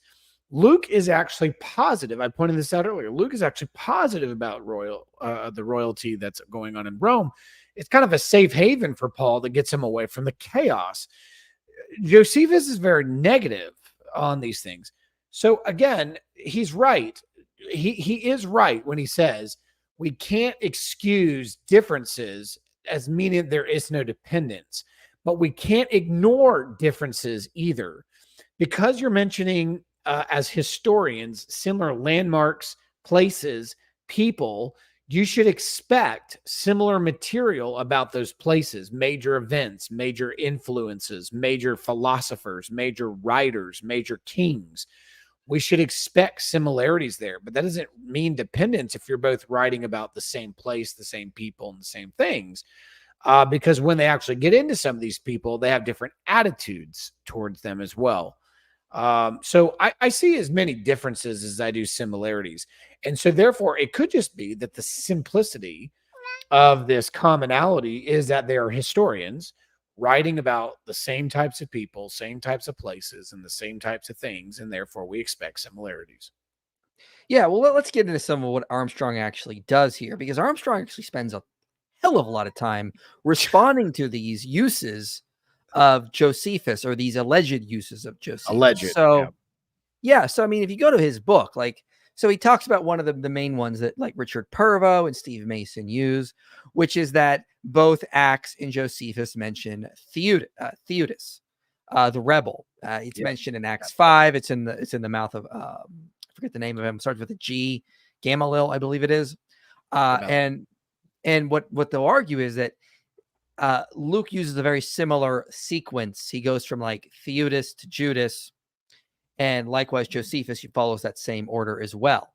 Well, Armstrong lists a bunch of arguments for why it's very unlikely that Luke could be using Josephus as a source. So to respond to their argument about parsimony, they need to also take in the fact that it's not just about parsimony. It's not just about sources. It's also about assumptions. And you have to add a whole ton of additional details you have to explain away for why Luke would use Josephus as a source and not say certain things or mention certain things. So these are just taken directly from Armstrong's book. He says, first, we cannot assume that Josephus is the only available source for Luke to draw from. After all, the events relating to Acts 5 were very likely common knowledge. Okay. Second, we are completely in the dark to what Josephus's sources were, assuming that he used a source. Third, it seems incredible to assume that the clearest trace of his reliance upon Josephus is found in a place where Luke contradicts him, because also you have to explain, if Luke is using Josephus as a source, why does he actually contradict Josephus here? He doesn't actually place Theudas at the same time period, which has led some scholars like Hemmer and others to argue they're talking about two different rebels. Fourth, reliance upon antiquities that would date the writings of Acts after 93 is already supremely difficult for many other reasons discussed in his book. Fifth, Keener highlights Luke's attempt to preserve the thrust of the speech, and certainly well within the range of ancient historiographical practices. Sixth, there's a clear apologetic purpose in the application of the speech. Furthermore, the narrative purpose in the shorter passages in Acts is very different than Josephus's. So why did Luke change the narrative purpose? Seventh, it seems rather negligent of Luke to avoid the tantalizing details of Theudas as a certain impostor by Josephus, given his desire to denounce sorcery throughout Acts. Surely Luke would not have missed this aspect of Josephus's account. Eighth, if we follow the transcriptual canon, that the more difficult reading is to be preferred, the Acts account is more likely to be earlier, given the possible anachronism of Theudas and Judas. Ninth, very important. Very important. Since the Acts account is unquestionably brief as compared to Josephus's, the shorter reading is preferred. So why did Luke shorten up Josephus in all these ways? 10th, given that Luke's interest in rulers and political details in Acts, it seems rather negligent that he would skip over the note when Faddus was procurator of Judea. We know that Luke loves to mention these kinds of details, but he leaves us out if he's quoting from Josephus' Antiquities. Again, it's not just parsimony is not just about sources, like the least number of sources. You also have to now calculate all these additional aspects of the idea that Luke, writing in the 2nd century, whoever that would be, is using Josephus as a source. Why does he change this? Why does he not use this? Why does he do this? Why does he get this part wrong? If he's, and the biggest one I would say is that if Luke is using Josephus as a source, why does he date Theudas to a different time period? There's just so many issues here that I think Glover and Litwa are overlooking when it comes to this, that actually makes their reading of this less parsimonious, because you have to explain all these things away, which makes your theory ad hoc, in my view. Yeah, number 9 is important. The expansion of a narrative typically happens if it's borrowing from one, not a shorter reading. Also, number 8, I think, is an extremely important one. If you follow the transcriptional canon, that the more difficult reading is to be preferred, and we use this in textual criticism. Is one of the first things you learn when you're looking at different manuscripts that differ with one another. You have to explain which gives rise to the other. Which reading gives more explanation to the rise of the other? And if you have difficult readings, oftentimes that difficult reading is preferred because others are coming behind it trying to correct, change, or instruct. And so, to me, these are important points that have to be answered on the other side, that constantly wants to bring Josephus up, which no one else has ever mentioned this before up until recent. Carrier tried to make this popular. He and I have dialogued about this multiple times. This to me is a stretch. It's like saying two historians that talk about since we're on the Civil War, the Battle of Gettysburg must be borrowing from each other because they mentioned the same generals. They mentioned the same result of the battle. They mentioned the same kind of death toll. They mentioned the same colored uniforms. They mentioned the same cavalry, and they mentioned the same hills and the same location and landmarks. Therefore, they must be borrowing from each other. Or they could just be two educated people who investigated a situation, and their sources and their information they're getting this history from is the common factor from their commonality, but their differences and their differings is on the basis of the fact that they have their own perspective, insight, twist, and information that ends up contradicting each other, like this one in Acts contradicts, and so much that scholars are debating, as you pointed out, whether these are two different guys. Yeah. So to me, it doesn't work. It doesn't work, Michael. It's an inconsistent argument that we only use here, but we wouldn't use it in a lot of other places when it comes to these things, especially these mythicists who want to try to bring this kind of stuff in all the time. Yeah. Real quick, I'll hit two more. So Pervo and Mason argue that Acts 21:38, where it's Paul is accused of being the Egyptian who stirred a revolt. He's accused of being that Egyptian in Acts 21. And so Josephus also mentions the Egyptian. And so Mason and Pervo have argued that, well, that's because the author of Acts is getting this from Josephus's wars. But Armstrong notes, I mean, if you just look at the Greek down here, these two accounts side by side, the amount of words that overlap is minimal at best. It's just minimal. It's very few that you could see. Like, why is he just taking like this word here and that word there and these words? It's just very unlikely. And he says, how do we explain the enormous differences in numbers between Luke and Josephus? So Acts mentions 4,000, but Josephus mentions 30,000. And how do we account for the marked differences in numbers between Josephus's two accounts? Well, his earlier account mentions 30,000 followers. Some 15 years later, he writes, slaying 400 of them and taking 200 prisoners. Now, this may be due to transcriptional errors or a difference in oral written sources, but Josephus's tendency to exaggerate numbers may explain the differences. Assuredly, it remains the more improbable scenario that Luke would blatantly contradict Josephus at the very point where one was supposed to be dependent on him. Another one they'll use is they'll say the account on the Emmaus Road of the two people meeting Jesus. They'll say that Luke actually gets this from Josephus because the testimonium in antiquities that is often cited to show that Jesus is an historical figure sounds very similar. Now, Gary Goldberg has written on this extensively, and he says that Goldberg suggests Josephus drew upon a source, whether from independent or something part of Luke's gospel. And one of his arguments is that Josephus introduces the testimonium with a phrase he typically uses to indicate he's drawing from sources. And you compare the two accounts, we see Josephus's tendency of how he redacts source material. So he says it's far more likely that Josephus was drawing on an earlier source or that source was Luke's gospel himself. It doesn't seem like this is something Luke is getting from Josephus. It seems more likely Josephus is getting this from a source, which could be something that Luke used, or it could be something that is actually in Luke's gospel. But it doesn't seem, the evidence doesn't favor the idea that Luke was drawing from Josephus. So yeah, it's just when you actually look at these supposed passages that show that Luke was drawing from Josephus, they're riddled with problems, or riddled with unjustified assumptions. And it just actually, to contra Litwa and Glover, I'd say their understanding is far less parsimonious. It's far more likely that Luke wasn't using Josephus, given the difficulties that need to be explained away. I think that when we have this discussion, it's a bait and switch. I think that these arguments for the borrowing and the dependence is a bait and switch tactic, because when we start doing, because what we have to do here is what you just did. All right, well, let's pull out the data. Let's pull out the numbers. Let's pull out the comparisons and the contrasts, and let's put our categories and boxes together. And it's a landslide against these arguments. And what they do is they cling to like 5 or 6 really close similar things and ignore, and I agree with what he said earlier that, well, just because there's differences doesn't mean there's not dependence.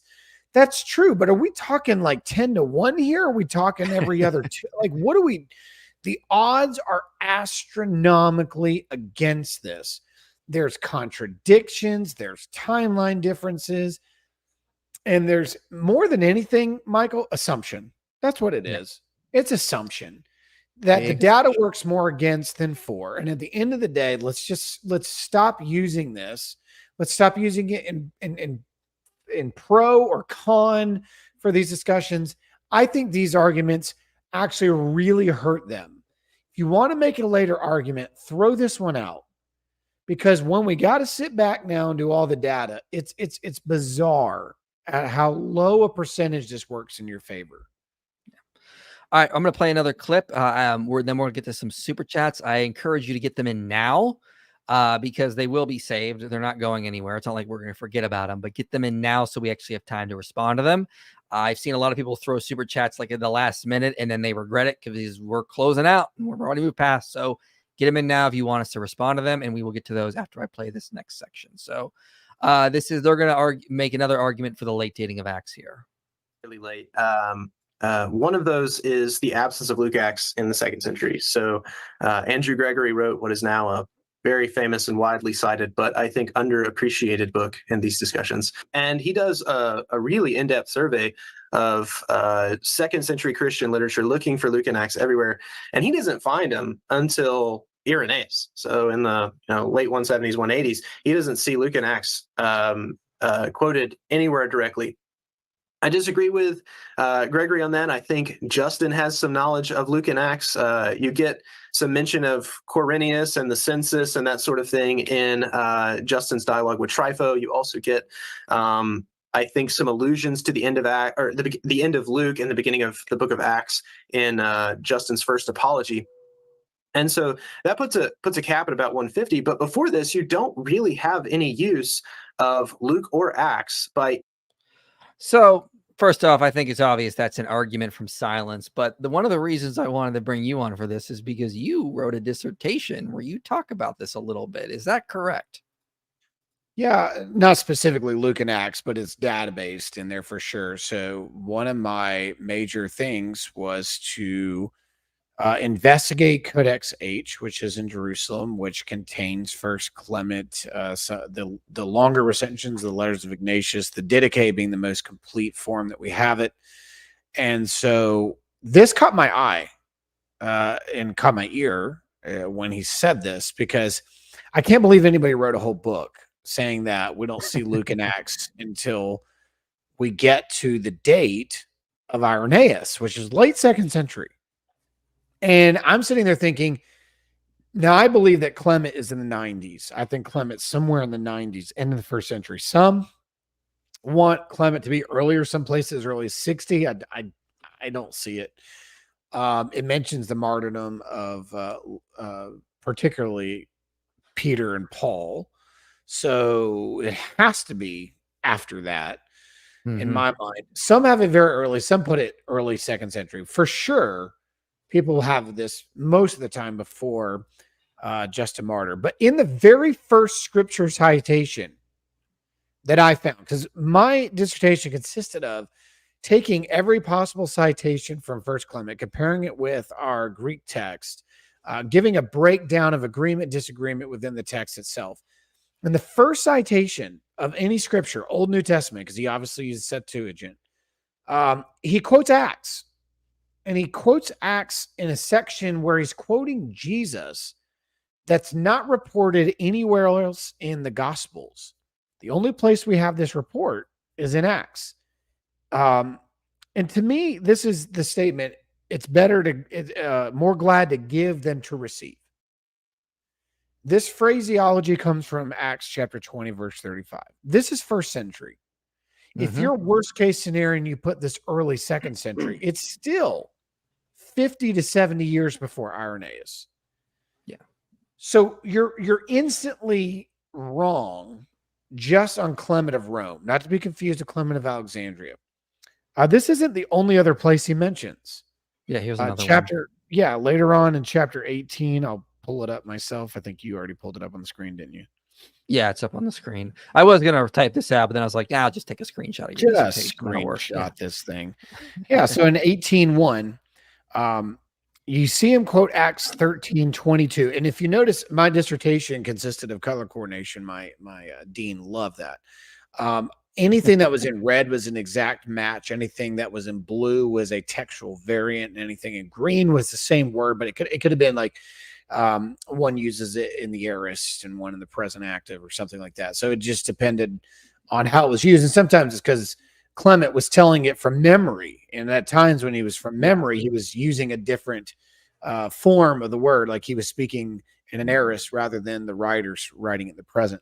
But this one here, somebody would be quick to say, well, this word here, I found a man after my own heart, David, the son of Jesse. That's not Acts, that's Old Testament.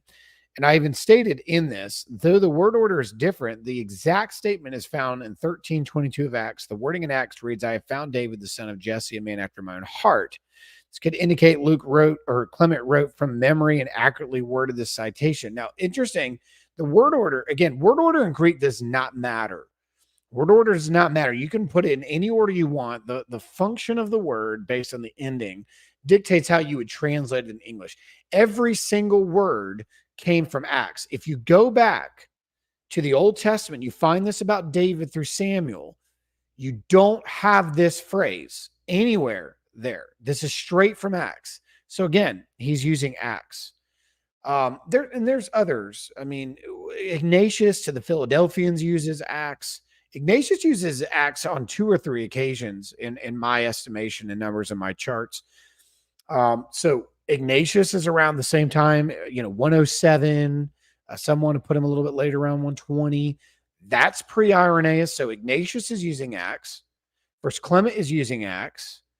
By the way, Irenaeus's mentor, Polycarp. We have a letter from Polycarp to the Philippians. He uses Luke's gospel, and he's before Irenaeus. He trains Irenaeus. And I've also documented that in the charts.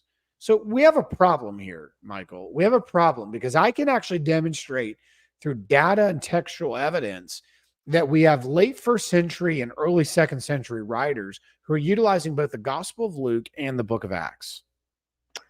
Yeah, you mentioned the Didache as well uses Luke, I believe. Yeah, the Didache splices in a couple of places a phrase from Luke and a phrase over from Acts. So, Luke and Matthew. Matthew is the most prominent figure. I mean, if you look at the Didache quotes, I think my number is around 25 definitive quotes, 4 potential more, so up to 29 possible. But he does utilize the Gospel of Luke. And again, is the Didache a lot of debate once more about what date we give to that. I once again place it in the 90s. Some have the Didache much earlier. I do not. But you do find Luke in partial citations on that. First Clement uses Luke twice. It uses Acts twice. So First Clement's using Luke and Acts. It's using both.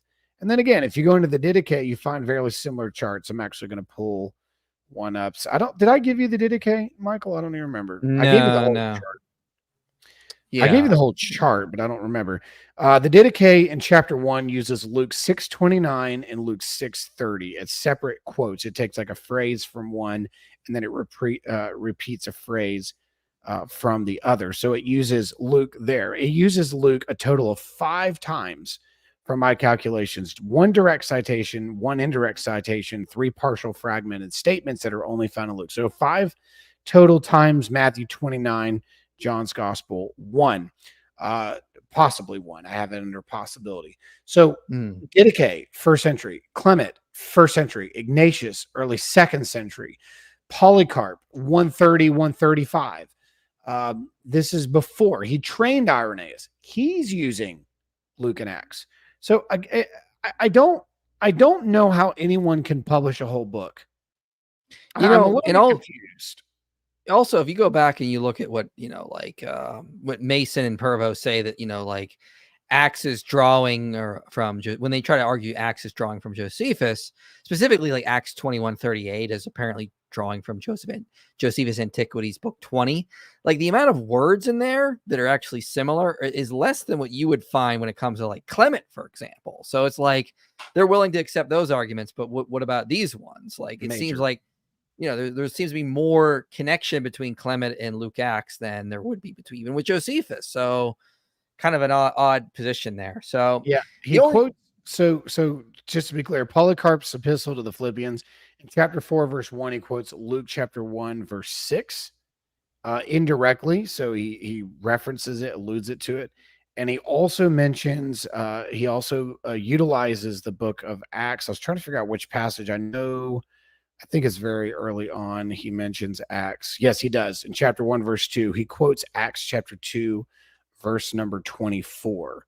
So Polycarp's epistle to the Philippians also does the same exact thing, which to me is extraordinary because he's bringing in elements of his writing that we see before Irenaeus. I don't know how an entire book can be written on this. We see him using it very, very early on, where the phrase, whom God raised from the dead, having loosed the bands of the grave. That's the phrase. And the one variant between Codex H and our critical editions, the one variant is the difference between grave and death. And we do have that variant in one of our manuscripts, Codex D. So it's possible that whoever wrote the script had a similar reading to Codex D. So it's found even in one of our minor readings, but it's in an old manuscript. So it's possible he's even quoting a traditional reading that was found in that part of the world. But again, he's quoting Acts 2:24 almost word for word. And he is training Irenaeus later. So again, we have a problem. Yeah, the only other argument I think they make that I thought was worth addressing is they say that Luke uses the term Christian in Acts. And they'll say, well, that's a late term. And I feel like that's just an argument from silence. Like, we don't have as many sources from the first century as we would like. The term Christian may have been being used early in certain places like Antioch before it became a more of a global or more Roman-wide term for the followers of Jesus. But, I mean, Luke also doesn't claim that it was like a global or Roman-wide term for the followers of the way, but he says they started to use it in Antioch.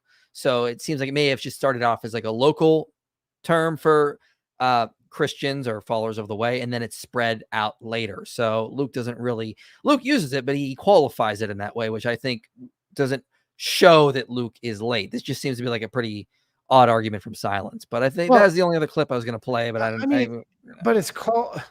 But it was a criticism in Acts. It wasn't a compliment. That too. It was used as a criticism. By the way, 1 Peter 4:16 mentions the word Christian too. However, if you suffer as a Christian, do not be ashamed. So he's not the only one. But anyway. Yeah, well, I think they probably did that late too. Of course they would. That's just circular then. It's like, well, all of the sources that say Christian are late. And if it says Christian, therefore it's late. Like, you can't have your cake and eat it too. So yeah, I don't think that's a good argument either, but I do want to spend some more time getting the super chat. So, but again, we see others do it too. Tacitus refers to them as Christians looking back at the time of Nero. I mean, I just don't buy it. Well, in conclusion, I don't think their arguments for the late date work. They didn't really address the main arguments for the early date. And so unfortunately, I did to get a hold of Clever's paper he is coming out on this. Couldn't get a hold of it. And messaged him, never heard back. So I was like, whatever. So we'll just respond to the stream. But unfortunately, I think the evidence does favor the date of the early 60s for Luke Acts, not 2nd century, which that just seems odd. And I think we wanted to do this stream to defend the arguments of those like Armstrong and Bernier, which I think makes some pretty good arguments for the early date of Acts. So with that, we will move on to some super chats, though. So certain scholars will always argue Acts was written after 70 AD because it places Luke's gospel written before 70 AD, which places Luke 21 verse 6 to prophetically declare what would come to pass. And that's about the destruction of the temple. And it says, as for these things that you see, the days will come when there will not be left one stone upon another that will not be thrown down, about Jesus predicting the destruction of the temple. Now, I did a video back in March called Why the Gospels Are Early, and I addressed this thoroughly. Even many scholars think that Jesus actually made this authentic prediction because he refers more to the book of Daniel than he does about the actual events that took place around 70 AD. Like, the actual verse of like, it wasn't the case that every single throne was stoned down. It's probably Jesus just being hyperbolic. But if a writer was writing during or after the destruction of 70 AD, they would try to make Jesus sound more accurate, not write about him, what he was saying in hyperbolic language. So yeah, exactly. Yeah. I don't think this is a really good argument. And it's really weird. Here, Stephen, I have a question for you. Why do scholars still date Luke to the 80s?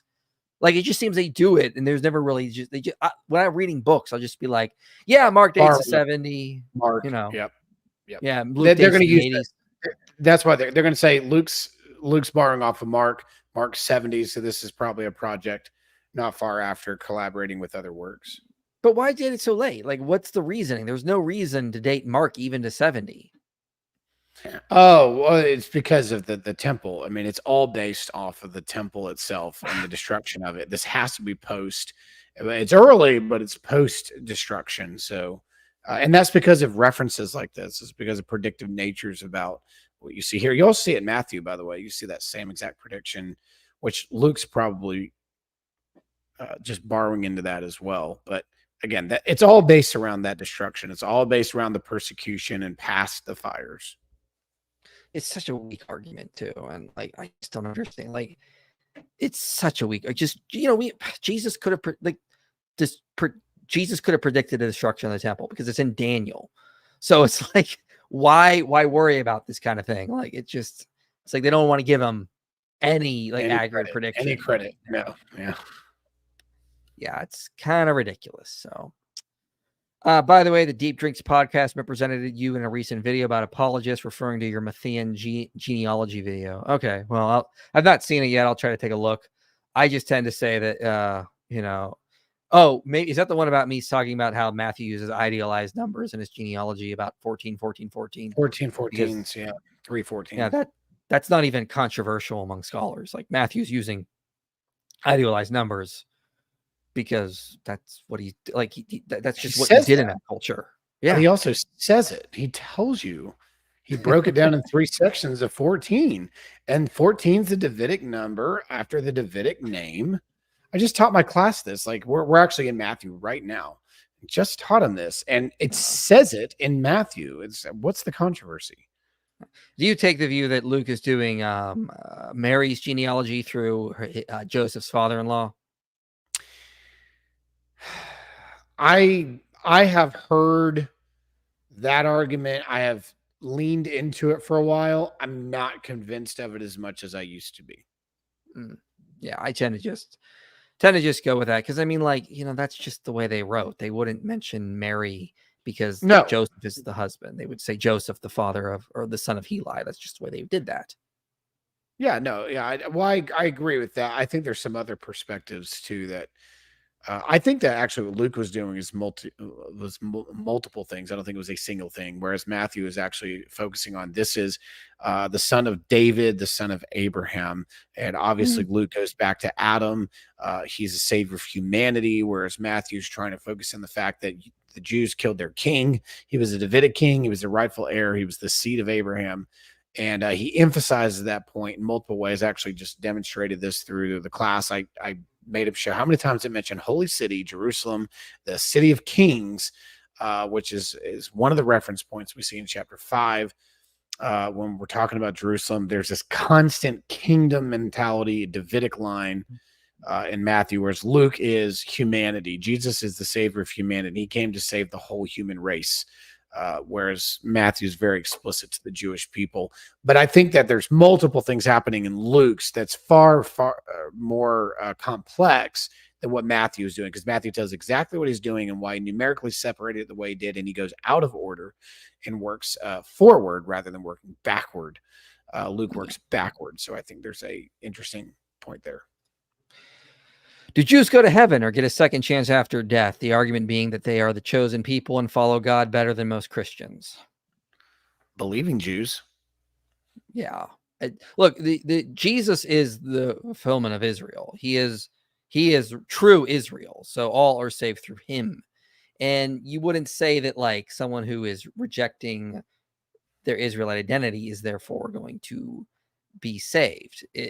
Again, all salvation has to come through Jesus. So if somebody is an unbelieving Jew, then they're just the same as an unbelieving Gentile. We're not going to say they're saved just because of their blood. That's not even in the Bible. Yeah, that's what Paul says. Not all Israel is Israel. So not all Israel's of Israel. Not all Israel is believing Israel. Yeah, and that's important to keep in mind when it comes to that. So, do you think that some people may get a chance at post-death salvation? If so, who think? That's 2 in a row on Who you post-death think? Yeah. opportunities. Yeah. What are your thoughts on that? No, unless you're talking about somebody who is raised from the dead, like Lazarus or the widow's child. But no, I think once we die, the next thing we experience is resurrection and judgment. I don't think there's a second chance, unless somebody wants to. I don't know if they're going for like a universalistic idea here. The two questions that have come in thus far, I don't know if that's a universalist perspective of there's an opportunity of purging and purifying, and then there's a salvation that comes through it, similar to maybe Origen's view in the early church, where hell is a place where somebody serves their sin sentence until they are finally purged. Once they're purged, they're allowed in the kingdom. I don't know if that's where this question is coming from, but the Bible's pretty clear. When we die, the next thing that happens is that God will come and resurrect the dead, and he'll judge the living and the dead, and his kingdom will have no end. I mean, that's the creed. So I don't think we need a complex. Do you think that when do you believe in the intermediate state between the resurrection where we're like spirits with Christ, or do you not accept that? Boy, I might get in a lot of trouble for this. So I'm more of a conditional immortality perspective. I've changed my view on a lot of that. I actually think when we die, and the only thing we experience next is the resurrection, either to life or destruction. So I have a million reasons for that are probably not worth your time or your audience. But I am also not dogmatic, because I held the opposing view for a very, very long time. So I entertain both, and I'm not afraid to entertain both. But even if I believed in the other perspective that a disembodied soul is the kingdom or is in hell, I don't hold to a position of almost purgatory, which might be the way this is going as well. I don't believe there's some sort of purgatory in between. Yeah, I tend to be in favor of the intermediate state, and I do think there is a possibility for postmortem salvation. But I add the caveat that it would be exceptionally rare. It's just something that is not gonna just be happening constantly. So, Not similar you to know, Origin. You wouldn't accept Origin, though, right? no, I Origin's- don't. I'm not a universalist. No. Yeah. So, but I am a post millennialist like Origin, but not a universalist like Origin. So that's kind of where I differ on that. So. Yeah, I'm not opposed to your view, by the way. I'm not dogmatic about my own. So we'll find out eventually, I guess. Yeah, I'm not dogmatic about it either. I'm just like, whatever. But some people, that's what they ask me the most about. I'm like, well, I asked about something I don't have that much knowledge repent, on. You know? Repent and believe the gospel today. Like, don't even take the chance. Yeah, exactly. So, all right. Well, thanks for coming out, everyone. We're going to try to start streaming every Monday evening on this channel, probably starting next week at 8 Eastern time. So we're going to try to make this a reoccurring thing. And then we'll do other streams throughout the week if we have the time. But the goal is to try to keep doing every Monday at 8 Eastern time. So next week, I will be back on this channel because it's Halloween week. So yeah, I'll be responding to Isaiah Saldivar, I believe is how you pronounce it, in his crappy argument that Halloween is pagan. He literally went to a Wikipedia page and is like, look at all the sources showing it's pagan. And it's like, you didn't read any of those sources. The Wikipedia page doesn't even say that Halloween is pagan, but he's going to tell you they all show it. All Hallows Eve, All Saints Day. I can't with these guys. It's something else. So we'll be back on my channel next week at 8 Eastern time. And we're going to try to make that a reoccurring thing. So we always stream at the same time every week. So anything you got coming up on your channel? No, I mean, this week I had to delay mine because I usually do mine on Monday as well. But Wednesday, I'm releasing one on two of the earliest women we have who are martyred. So that'll be coming out. Anything early church history. Also have a couple other episodes coming up. I just released one with Dr. Mark, who was on. We just covered Planet Narnia. Nice. Book that he wrote. So I just interviewed him. That's been released. We talked about his book. Dr. Ward was phenomenal in his discovery of Lewis's hidden medieval planetary views and how he implemented them in his 7 books in the Chronicles of Narnia. And he published a book on that not long ago at Oxford. Just had him on my channel. So if you want to watch that either live, you can watch it on the YouTube channel on Facts or just any of the podcast platforms. You can just listen to the audio. It's about 54 minutes, I think. It's a great interview. So make sure to check that out. Excellent. So yeah, I've linked Steven's channel below, so you can go subscribe there. Hopefully you'll be back on my channel sometime soon. I know we don't have anything scheduled till January, but we'll see if we get something else in there in the meantime. But thanks for coming, everyone. Acts was written around 62 AD. I think that's our final answer, and we will see you guys next time.